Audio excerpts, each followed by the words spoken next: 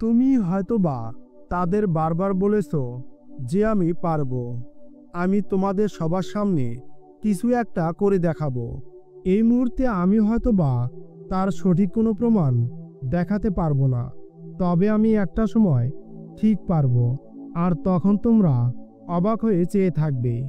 এই কথাগুলোই হয়তোবা কোনো একটা সময় তুমি তোমার পরিবারকে, তোমার ভবিষ্যতের জন্য তাদের কাছে, অর্থাৎ তোমার নিজের পরিবারের কাছে বলেছিলে।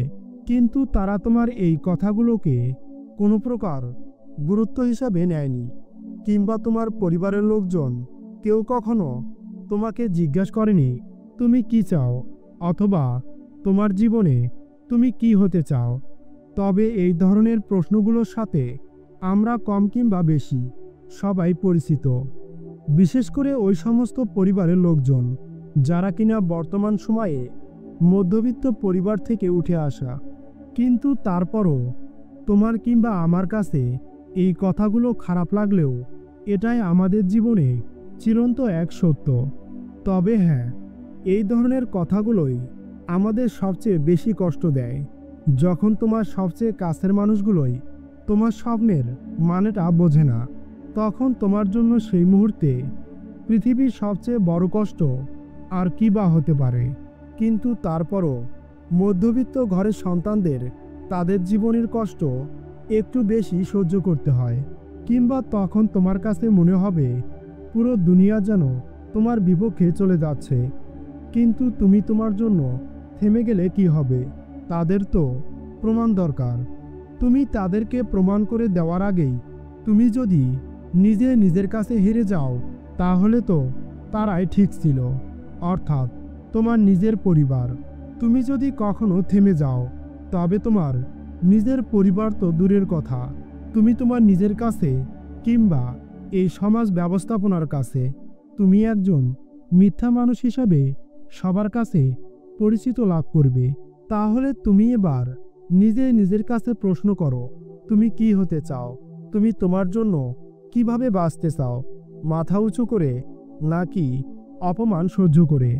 তবে একটা কথা তুমি তোমার মন দিয়ে ভালো করে শুনে রাখো, তোমার নিজের পরিবার তোমাকে কখনো তাদের মন দিয়ে বোঝার চেষ্টা করুক কিংবা না করুক, তাতে তোমার নিজের কাছে কিছু যায় আসে না। তুমি তোমার নিজের লক্ষ্যকে ঠিক রেখে সামনের দিকে এগিয়ে যাও। তুমি নিজেই একটা সময় দেখতে পারবে তারা তোমাকে পাওয়ার জন্য পাগল হয়ে যাবে। তবে হ্যাঁ, তারা তোমাকে পাওয়ার জন্য তখনই পাগল হবে যখন তুমি নিজেকে পরিবর্তন করবে, যখন তুমি এই সমাজের কাছে নিজেকে তুলে ধরতে পারবে।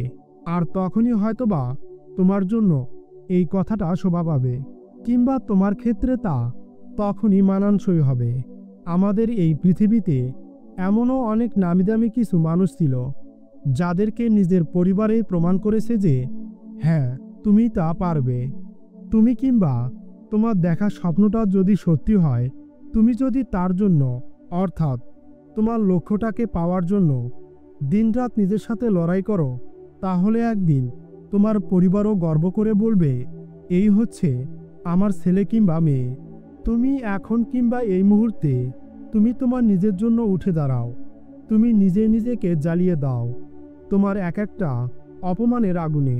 তোমার নিজের পরিবারও কোনো একটা সময় তোমাকে তারা অবহেলা করেছে, সেই দিনটাকে তুমি তোমার মনের ডায়েরিতে ভালো করে লিখে রাখো, এবং তুমি মনে মনে ঠিক করো এই দিনটাকে আমিও একটা সময় ফিরিয়ে আনবো। তোমার রক্ত এখন গরম হওয়া উচিত, কারণ তোমার পরিবারের কোনো লোকজন কেউ তারা তোমার উপর ভরসা করতে চায় না। তারা মনে করে তুমি কিছুই পারবে না। তুমি তোমার নিজের জন্য স্বপ্ন দেখো, শুধুমাত্র তা চোখে নয়, সেটাকে বাস্তব করে দেখাতে হয়। তবে মানুষ তোমাকে মূল্যায়ন করবে, নয়তোবা কখনো না।